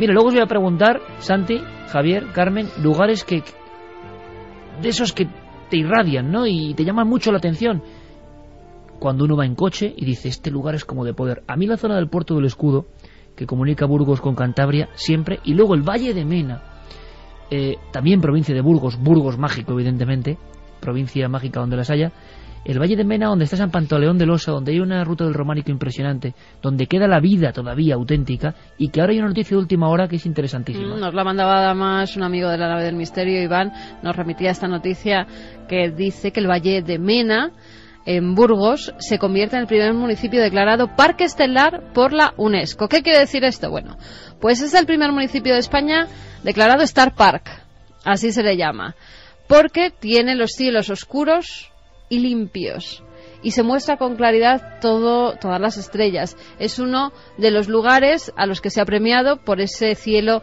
tan oscuro que permite observar perfectamente las estrellas. Es donde menos contaminación lumínica hay, que ya sabemos los que nos dedicamos a veces a salir al campo y observar el cielo para ver si vemos algo extraño, que las luces nos molestan mucho. Por ejemplo, en Madrid sería imposible mirar al cielo y ver el cielo que tienen aquí, en este lugar. Villasana de Mena. Ahí se han expuesto los términos que garantizan la calidad de este cielo nocturno. Qué importante es eso, porque no hay nada que nos conecte más con este planeta, con quiénes somos, con nuestra propia identidad, que estar en medio de una noche estrellada, clara, en la que se pueden distinguir, bueno, la inmensidad de mundos que hay ahí arriba. Yo creo que no hay nada como eso. Y fíjate, es curioso porque en esta semana, que ha sido muy densa de actualidad, donde se ha hablado de este descubrimiento, de un nuevo tipo de vida, una supuesta nueva tipología de vida por la NASA, a la vez... Ahí está la noticia, sí, notición. Sí, notición que comentaremos, pero justo a la vez... un observatorio en Hawái declaraba, o sea, hacía una exposición científica diciendo que nos habíamos equivocado a la hora de contar estrellas, que por un error a la hora de contabilizar las enanas rojas, el número de estrellas que hay en el universo es el triple de lo que pensábamos. El triple. Se multiplican por 3 las posibilidades de todo. Y nosotros, y mañana lo veremos en Cuarto Milenio, tenemos muchas ganas de revivir eso, porque es la zona colindante. Hemos paseado prácticamente por allá lado, por el Valle de Mena, hace nada, rumbo a Villarcayo, zona OVNI. Qué mañana frío, lo veremos. Qué frío sí. Pasamos. Y cómo estará ahora el Valle de Mena nevado. Qué impresionante cuando hemos ido por esa zona y el cielo adquiere otra dimensión. A mí me pasa allí, me pasa en el Puerto del Escudo. Santi Camacho, ¿tiene alguna zona de España? Vamos a hablar de España en concreto. ¿Sientes como esa conexión cósmica entre la piedra, la naturaleza y el cielo? Yo creo que en estos dos puntos, de verdad, Valle de Mena y Puerto del Escudo, no sé, yo me sobrecojo y todavía no sé bien por qué, no es solo la cuestión de la postal, ¿no? Lo bello que es otra cosa. El mío sería el Valle de Ucanca, en el Parque de las Cañadas del Teide, que yo creo que no hay sitio en este... Se lo has quitado a Javier, creo. Sí, totalmente, es que es un sitio telúrico. Vamos. Podéis compartirlo, ¿eh? Sí, no hay sitio en este país y pocos en este planeta que te transporten más a otro planeta. Lo he visto en verano, lo he visto nevado completamente en invierno y en cualquier época del año tiene una belleza especial. ¿Carmen? Ibiza. El cielo de Ibiza, que el es cielo de Ibiza, de los acantilados de la zona norte de Ibiza, el cielo es espectacular. Qué diferente. De nuevo, no hay Creemos que el cielo es lo mismo, ¿no? Pero pues no es lo mismo. Y cuando ves ese cielo completamente limpio, que además con la brisa del mar hace que esté despejado en esos acantilados, y si hay luna llena reflejándose está en el agua, es impresionante. Oye, qué bonito sería, Javi, hacer un ranking entre nuestros oyentes. Por cierto, la semana que viene vamos a hacer un experimento. Y contamos con todos vosotros. Experimento de transmisión psíquico-telepática. Experimento Psi en Milenio 3, ya os daremos más datos. Muy atentos también a la web. Pero qué bonito sería hacer un ranking por votación para hacer pues un mapa de cielos de España. Sí, o puntos de observación del cielo. Bueno, uno de los cielos más impresionantes que yo he visto es Nazca. Tuvimos una noche que parecía que el cielo se nos caía. Sí, nos vamos de España. Pero tenía que... Pues y el Monte Ararat. Me impresionó más el de Nazca, porque parecía que tenía las estrellas justo encima, que las podías tocar con las manos. Era impresionante. Vamos a hacerlo sobre España. Me parece muy bonito. Una especie de mapa del cielo de España que tenga sentimiento por parte de la audiencia y que sepamos, y que todos los amigos sepan esta interconexión, que hay puntos donde ir para ver un cielo diferente. Le pregunto también a nuestros amigos. Javi, le has quitado el de Tenerife, ya se lo ha quitado Santi y ya está. ¿Tienes otro? ¿Lo compartís o tienes otro? Bueno, a mí me ha dejado un poco fuera de juego. La sierra de la demanda. Porque realmente el Valle de Ucanca es tremendo. Claro. Pero fíjate, también un sitio que a mí me ha maravillado las veces que he estado por allí y que es un sitio ufológico, es cerca de Huesca, la Sierra del Pusilibro. Y es cierto, es decir, por las formaciones rocosas, y de pura cepa, ¿no? Sí, y por perderse en esos lugares donde los pueblos son muy pequeños, la contaminación lumínica es prácticamente inexistente y evidentemente estás cerca de los Pirineos. ¿Qué temperatura pueden estar ahora mismo en lo alto del Pusilibro? Pues no lo sé, pero seguro que bajo 12. cero. Bueno, bajo cero. Si había de temperaturas hoy... menos 17. Y 20 bajo cero en Guadalajara. Se aprecia Rusia esto. Que es otro buen lugar con cielo. Sigüenza. Qué bonito el ranking de los cielos que preferís. Vamos a hacerlo. ¿Por qué no? Mira, ya nos dicen Vamos a el de Menorca. Para el Tere Mercadé. Empezamos hoy si queréis, pero precioso que los amigos nos hablen de sus cielos y que otros podamos acudir para saber que en ese punto hay un cielo maravilloso. Qué poco miramos el cielo y es el momento cuando hemos sabido, ahora, como ha dicho Javier Sierra, que hay 3 veces más de infinito de lo que pensábamos. Hablando de infinito y de estrellas, extrañísima de alguna forma la campaña publicitaria o de expectación de la NASA, ¿verdad? Esta semana en que ha pasado de todo, hasta el increíble EGM de Milenio 3, pues eso, hasta de todo, se anunciaba... No podía ser otra semana cuando claro, nos dieran no puede ser. Los datos del EGM. Un hallazgo sorprendente que todo el mundo pensaba que era extraterrestres, vida extraterrestre, y al final no ha sido exactamente así, Santi y Javi, sino que ha sido un poco vida distinta, o la vida no es lo que era, o hay más vidas. Es que esto en realidad es una noticia que se ha empezado a alarmar este pasado verano, porque en junio se especulaba muchísimo con la posibilidad de que hubiera vida en Titán, y se habían hecho incluso se habían hecho públicos algunos comunicados diciendo que, por ejemplo, el nivel de hidrógeno que la sonda Cassini había detectado en la luna de Saturno, en Titán, era tan bajo que tenía que haber algo... Que algo estaba respirando. Exacto, que estaba respirando ese hidrógeno como nosotros respiramos aquí el oxígeno. Bueno, aquello creó mucha conmoción, mucha expectación, pero se durmió. Y ahora que personajes vinculados al Instituto de Astrobiología de la NASA, que se encargan precisamente de analizar estos datos, han ido calentando la semana, diciendo que iban a dar una rueda de prensa... Pero puro marketing de película de Hollywood, ¿eh? Sí, diciendo que iba a haber una rueda de prensa en el cuartel general de la NASA, no en cualquier instalación de la NASA, en el cuartel general de la NASA en Washington DC, con precisamente personalidades muy destacadas del Instituto de Astrobiología para dar una información que cambiaría nuestro enfoque de la investigación de la vida extraterrestre. Claro, nos imaginábamos, Santi, yo creo que, en fin, cualquier revelación la importante, guerra de los ¿no? mundos. Algo así. Y al final ha resultado ser una cosa, pues muy curiosa y muy discutible a la vez, ¿no? Porque lo que ha hecho público la doctora Felisa Wolf-Simon es que al tomar unas muestras del lago Mono en California, que es un lago Mono, un nombre... Sí, que es un lago hipersalino donde no hay vida. Bueno, pues al tomar muestras del lodo, del sedimento que hay en el fondo de ese lago y poner en él bacterias comunes, bastante vulgares, para ver, bueno, pues cuánto tiempo sobrevivían, si es que lo hacían, se dieron cuenta de que esas bacterias mutaban y en vez de consumir fósforo empezaban a consumir el arsénico que estaba en esas muestras de lodo, con lo cual ellos han deducido que hay una forma de vida capaz de vivir con arsénico, que era un elemento venenoso y hasta ahora incompatible con la vida. Pero un mazazo tremendo a todos los que han asegurado que la vida se fundamenta en 6 elementos. Sí. Se cae eso como un castillo porque por lo menos hay otras formas de vida que generan vida o incorporan su ADN con auténtico veneno como el arsénico. Pero fíjate qué debate más interesante, porque lo que replican los que no están muy de acuerdo con este experimento es que, claro, el bichito, es decir, el microbio que se ha puesto ahí, la bacteria que se ha puesto ahí, venía de esa vida normal. Lo que ha hecho esa vida ha sido adaptarse. Eso no quiere decir que haya una vida basada en el arsénico, pero sí que quiere decir algo muy importante, y es que la vida se las apaña para sobrevivir.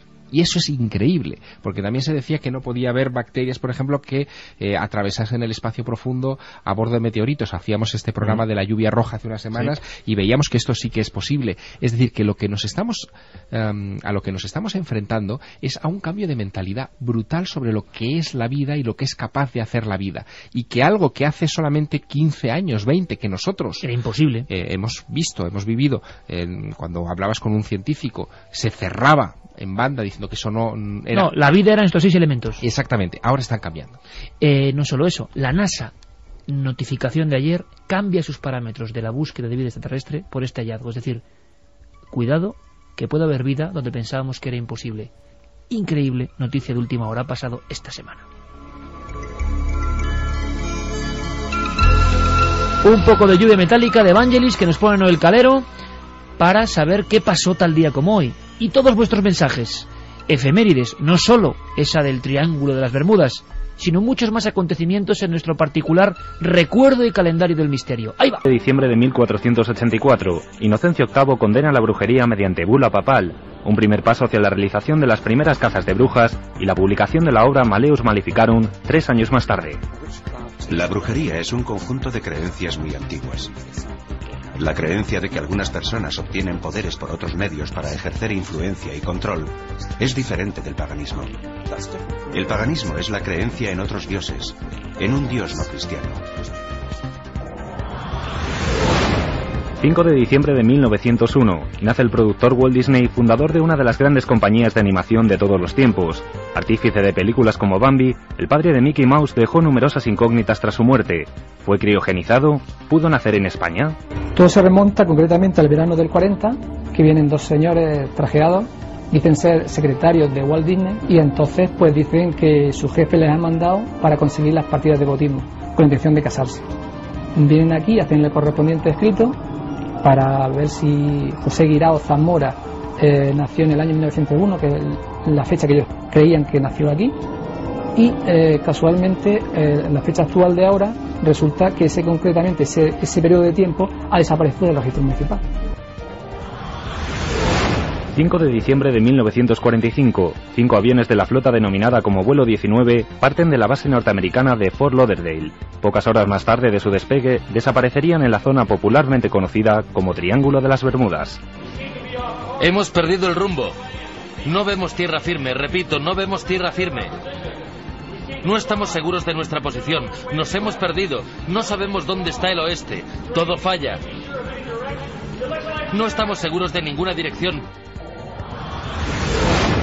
5 de diciembre de 1966, aparece carbonizado en su domicilio el cuerpo sin vida del cirujano John Irving Bentley, una extraña muerte que engrosaba la lista de supuestos casos de muertes por combustión humana espontánea.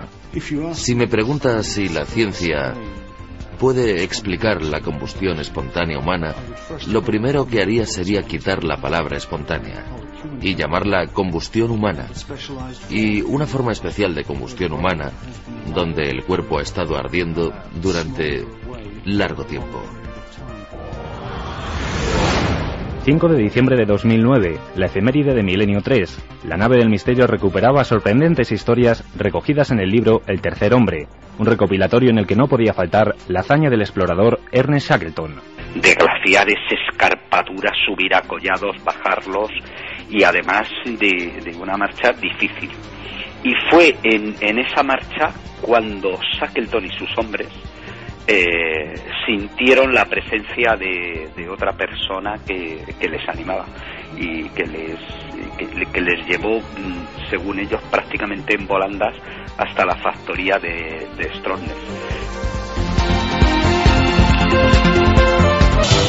Y además, cuando hay buenos amigos como Luis Rodríguez Bausá y gente que se dedica a investigar y a sacar los misterios de ciudades como Toledo, ahí hay que estar apoyándolo. Será el jueves que viene. Jueves que viene, entrada libre, por supuesto. Todo el que quiera pasar una buena tarde de misterios, de amistad allí con nosotros, pues nada, que se acerque y estaremos encantados de compartir unos minutos con él. Y nos pilló la nevada el jueves pasado. Quiero dar mi agradecimiento, no sabéis qué acto. La Sociedad Española de Criminología y Ciencias Forenses, compuesta por miembros de la justicia, de la magistratura, de la policía y de los forenses, ha premiado, no es un premio para mí, no puedo considerarlo así ni mucho menos, sino la labor de este equipo, la medalla de plata y miembros de honor de alguna forma nos hacen. Bueno, sí, pero oye, que es un reconocimiento que a mí me parece maravilloso a un programa que toca misterios y que puede ser tomado siempre. Bueno, pues además Antonio Cela, Aitor Curiel, que no deja de ser polémico a veces cuando un organismo de pura ciencia dice, oye, Milenio 3, premio, enseguida tienen problemas, enseguida hay gente que puede. Bueno, pues ahí están, y maravilloso, y qué bien lo han hecho, y de verdad nuestro reconocimiento y nuestro abrazo. Muchísimas gracias. Seguimos con mensajes. Mari Carmen desde Lepe nos decía: yo regresaba de Cartagena de Indias, 1998, unas luces muy bellas iluminaron el avión. No sé qué pasó, pero al llegar a Barajas todos pensaron que el vuelo no había salido de Colombia, pues eran 3 días antes. No sé muy bien lo que nos quiere decir con eso. Es una experiencia como extrañísima. Sí. Se puede ver en Tenerife sobre el mar de nubes. Yo no lo he conseguido, pero he visto alguna foto. Se refiere al espectro del Brocken. Me alegra mucho escucharos. Saludadme que estoy enfermito y sois mis amigos de las madrugadas. Me llamo Álvaro. Pues Álvaro, para ti y para todos los que lo estén pasando mal, estén malitos, un besote muy grande de todo el equipo. Lo sorprendente del caso es que los mismos trabajadores del lugar no sospecharan nada, o es más, que se callaran para protegerle. ¿Por qué nadie ha salido? Se referían al caso de Olot, que alguien tenía que saber algo entre los que trabajaban con ellos. Lo que hablabais de ese silencio hermético del mundo médico a veces que da miedo. Bueno, vamos a ponernos un poco rojos con las cosas que nos llegan sobre el eje. Venga, 5 minutos, venga. La otra noche en un taxi pedí al taxista que pusiera la SER para escucharos mientras volvía a casa. El hombre incluso anotó vuestro horario. Ahora somos uno más. Eso es importante, sumamos, Hombre, la audiencia se hace 1 a 1. Perder es muy Marta fácil. de Badajoz, anda que la has hecho tú buena. No os retiréis nunca, vosotros me hacéis un poquito más feliz. Gracias por enseñarnos, que la gente se cree que nos vamos. Pero que no me lo he inventado, que te lo dije. Sí, lo pensamos.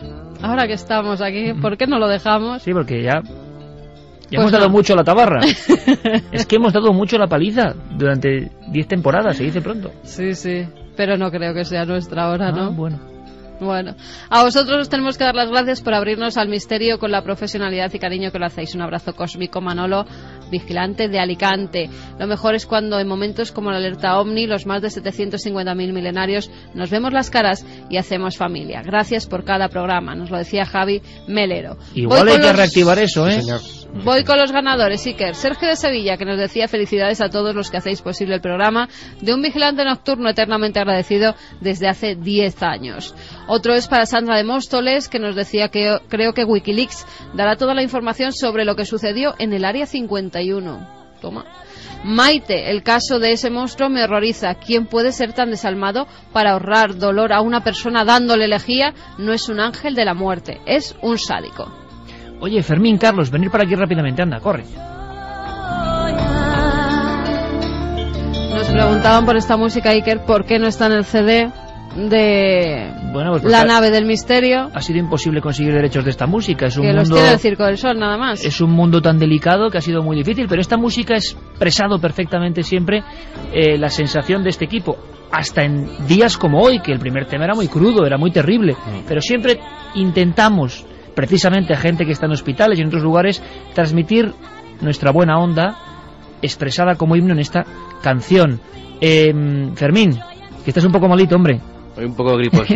Pero es importante porque es como un poco la noche con Fermín Agustí en la cadena SER, porque está con nosotros, está con Ser Historia, está con el magnífico programa Ser Consumidor de Jesús Soria. Y con Ponseti. Y por cierto... Bueno, con Ponseti suplente, pero casi. Y por cierto, Ser Historia de nuestro compañero Nacho Ares, también récord en su franja de audiencia. Sí, hay que dejarlo muy claro, un gran trabajo, 206.000 oyentes, Ser Historia, ¿eh? Cuidadito que esos son los datos, las cifras, o sea, los datos.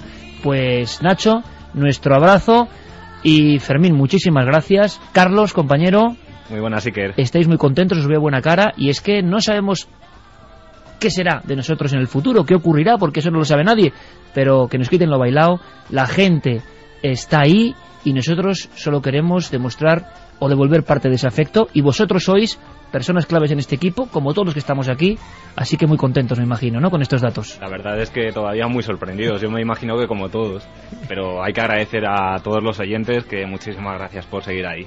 Bueno, pues estamos todos efectivamente bastante emocionados. Santi, gracias por estar aquí en la nave, ahora vamos a celebrarlo, y simbólicamente, Santi, Javier, un pedacito de la tarta que hemos traído, bueno, a compartir con los oyentes, ¿no? Desde luego, y además a compartir una semilla. Yo no sé si os habéis dado cuenta, pero con esto de los lugares desde donde podemos ver el cielo, cielo nocturno, y esa idea que nos ha formulado un oyente de, oye, una alerta ovni, que eso junta familia, igual podríamos hacer algo. Bueno, si la cadena SER nos apoya ahí, haremos algo una vez grande. Establecidos los lugares desde donde podemos ver un gran cielo, diseñado por los oyentes, pues crear algo para verlo. Cuidado, que esto cobra forma, o sea, que los oyentes nos hagan un mapa de cielos importantes. Exacto. Y que podamos hacer con los oyentes en diferentes lugares una diferente alerta ovni, no solo para ver ovnis, sino para reconciliarnos con la magia de estos lugares. Oye, qué bonita idea, que es un honor trabajar con todos vosotros. Noel Calero, compañero, un honor, gracias. Coque Peinado, un honor, gracias. Lo mismo digo, Santiago Camacho, compañero, 10 temporadas, muchas gracias. Y las que nos quedan, vamos a quedarnos por lo menos hasta 2012, no sea que pase algo y nos lo perdamos. Vamos a ver, Javier, incorporación de lujo, con efectos fulminantes. Él en sí mismo es un secreto, es un Wikileaks, es un misterio. Es Javier Sierra, gracias, compañero. Por favor, es un placer estar aquí. Carmen, pues nada, que Veterano. Mañana en la tele y seguiremos aquí, digo yo. Claro que sí, claro que seguiremos dando mucho que hablar y dando mucha información. Mañana en la tele, gracias a todos, de verdad, de todo corazón, muchísimas gracias.